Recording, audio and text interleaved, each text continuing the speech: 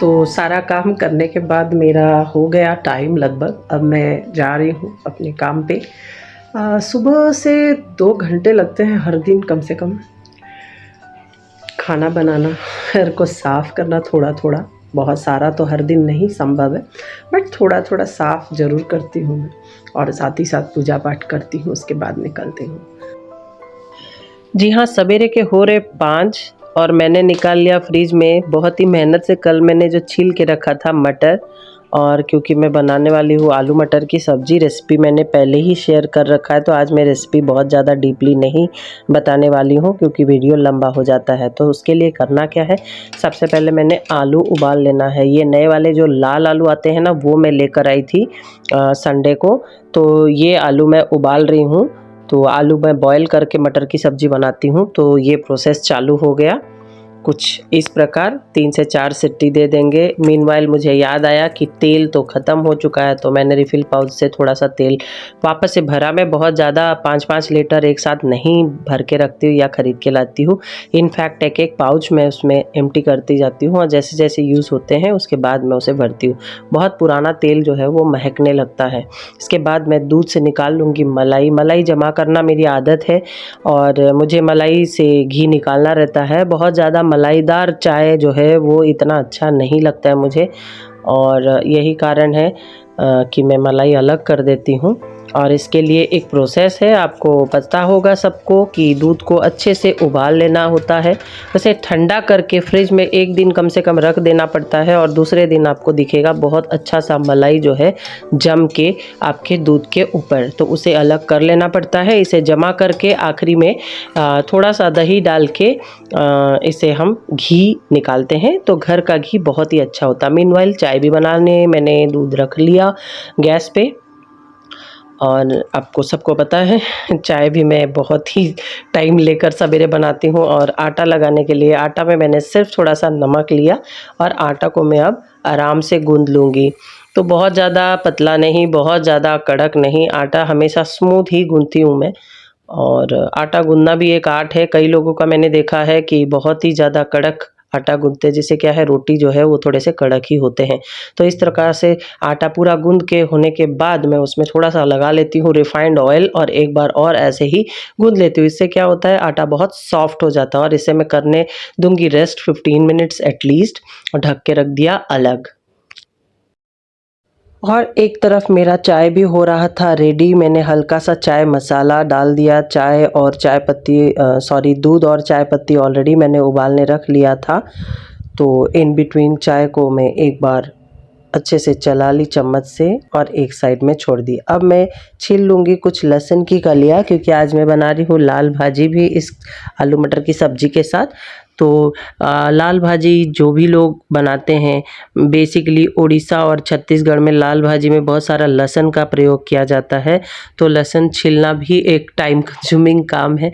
तो मैं आराम से लहसुन को भी एक-एक करके साफ़ करके छीलते हुए, क्योंकि ये लहसुन जो है जैसे ही आप फोड़नी के साथ इसका यूज़ करेंगी, लहसुन को जैसे ही हम लाल भाजी के साथ अच्छे से सरसों तेल में फ्राई करके यूज़ करेंगे, तो उसका फ्लेवर जो है वो बहुत ही अच्छा कर देता है लाल भाजी की सब्ज़ी को।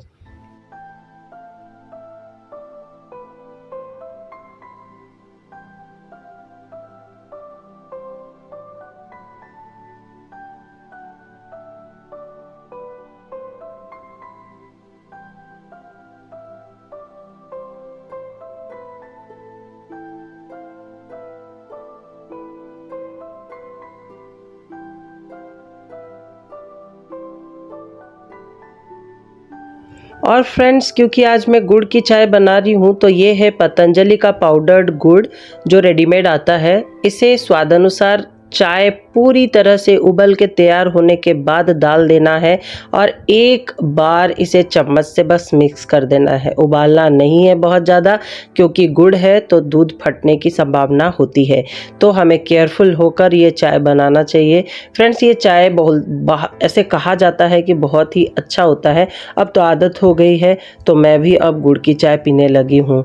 और कुछ कपड़े मैं कल रात को सुखा के ले आई थी, फोल्ड नहीं कर पाई थी, तो आज सवेरे फोल्ड कर रही हूँ। फ्रेंड्स, मुझे एक चीज़ समझ में आता है, जब भी हम बाहर कपड़े सुखाते हैं ना, इसे जब उतार के लेकर आते हैं, फोल्ड करने से पहले उसे अच्छे से एक बार झटक लेना बहुत ज़रूरी है, ताकि अगर इसमें कोई चीज़ लगा हुआ है, छुपा हुआ, या कोई छोटे मोटे कीड़े मकोड़े हैं तो वो छटक के बाहर गिर जाएंगे। और जब मैं फ़ोल्ड करती हूँ, सबके कपड़े जहाँ रहते हैं उसको अलग से सेग्रीगेट करके फ़ोल्ड करके अच्छे से रख देती हूँ, ताकि जब भी हमें इन कपड़ों की ज़रूरत पड़े, हमें बहुत ज़्यादा खोजना ना पड़े और सभी प्रेस होके अच्छा दिखे। और इसके बाद बना लूँगी मैं लाल भाजी की सब्ज़ी, जिसके लिए मैंने ले लिया सरसों तेल और सरसों, सूखी मिर्च। इसे थोड़ा सा मैं ब्राउन होने दूंगी और इसके बाद मैं ले लूँगी इसके ऊपर बहुत सारा छोटे छोटे कटे लाल सब्जी। तो ये हो गई मेरी आज का कुकिंग रेडी। और ये देखिए लाल भाजी की सब्ज़ी बन गई थी मेरी, और मैंने लहसुन भी डाल दिया था इसमें। और दूसरा क्या, ये था आलू मटर की सब्ज़ी। देखिए कितना यम दिख रहा है ना। और मैंने बनाया था रोटी।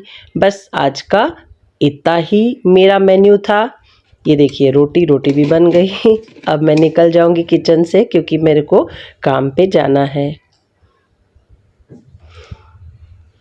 सबको व्यवस्थित कर ही लिया था मैंने, साफ सुफ कर ही लिया था। और ये देखिए सब क्लीन करने के बाद मैं निकल गई किचन से।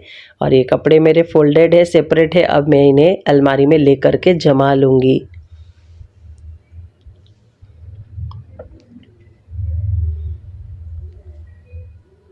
अलमारी अगर सलीके से लगाया जाए ना, तो हमें थोड़ी सी आसानी हो जाती है, अलमारी गंदा नहीं होता। तो घर वापस आ गई हूँ, और हमेशा की तरह आपको मैं दिखा दूँ, न्यूज़पेपर दरवाजे के पास पड़ा ही था, मैं इसे ला के वापस रखी हूँ। कई बार ऐसा लगता है न्यूज़पेपर बंद कर दिया जाए, क्योंकि मोबाइल एप्लीकेशन में है। बट मैं एक चीज़ ज़रूर बोलना चाहूँगी कि न्यूज़पेपर जो एक कॉपी बन के हार्ड कॉपी घर पे आती है, उसको शायद वो एप्लीकेशन रिप्लेस नहीं कर सकता, कम से कम मेरे लिए तो नहीं। क्योंकि स्क्रॉल करके वो पढ़ने का मज़ा, और ये न्यूज़पेपर खोल के एक बचपन से एक आदत हो गई है कि कहीं से भी आए, जब खाना खाए, कुछ करे, तो थोड़ा सा न्यूज़पेपर देख लिया जाए। तो ये चीज़ को रिप्लेस नहीं करना चाहिए मेरे ख्याल से। मुझे तो कम से कम टाइम लगेगा, अभी तो नहीं हो पा रहा। कई बार ऐसा सोचती भी हूँ कि बंद कर लेते हैं, बट नहीं हो पाता। वैसे ही AI और क्लासरूम टीचिंग, मैं एक टीचर हूँ, क्लास में मैं जाके जो पढ़ा सकती हूँ, AI उसे रिप्लेस नहीं कर सकता। कम से कम वो इमोशनल टच, बच्चे को हमेशा एक टीचिंग लर्निंग प्रोसेस से ही नहीं गुजरना पड़ता है, उसे कहीं ना कहीं इमोशनल एक सपोर्ट की भी कई बार जरूरत पड़ती है, चाहे वो अपना खुद का बच्चा हो या स्कूल के बच्चे हो। तो ये सारी चीजें दिमाग में आज चल रही थी, मैं जब घर के लिए आ रही थी वापस काम पर से। मौसम बहुत अच्छा है। एक तो मुझे बहुत अच्छी बात ये लग रही है कि इस बार CBSE एग्जाम्स चल रहे हैं और मौसम काफी सुहाना है, गर्मी नहीं है, बच्चों को तकलीफ नहीं होती है। वरना कई बार ऐसा होता है ना, एग्जाम्स चलते चलते बहुत तेज गर्मी आ जाती है और बच्चे बेचारे बहुत थक जाते हैं, स्वेटिंग होती वगैरह वगैरह। पर आज मुझे लग रहा था चलो मौसम अच्छा है, जल्दी जल्दी निपट जाए एग्जाम बच्चों के, और पेपर्स अच्छे जा रहे हैं। जो आज मैंने बच्चों से कुछ बच्चों से पूछा एग्जाम्स के बाद, तो बोले पेपर अच्छा गया। तो एक संतुष्टि हुई, बच्चा खुश है, पेरेंट्स भी खुश होंगे, ऑफ कोर्स टीचर भी खुश होंगे। तो फ्रेंड्स आज के लिए इतना ही। सवेरे मैं जब गई थी तो सारा तैयारी करके गई थी, लंच का प्रिपरेशन हो गया था। श्रेयस को मैंने पूछ भी लिया रास्ते से कि उसने कुछ खाया कि नहीं, खा लिया है। अब जाते हैं, फ्रेश होते हैं, आराम से थोड़ा सा लंच लेंगे, आराम थोड़ा सा करेंगे, फिर पढ़ाने लगेंगे। बच्चे अब आ रहे हैं, थोड़े से कम आ रहे हैं, क्योंकि सबको अपनी अपनी सब्जेक्ट्स की तैयारी करनी पड़ती है। आप सभी को पता तो है, मैं सिर्फ अकाउंटेंसी और इकोनॉमिक्स ही पढ़ाती हूँ। तो कुछ बच्चे जो भी आते हैं उनको फिर मैं मदद करूंगी।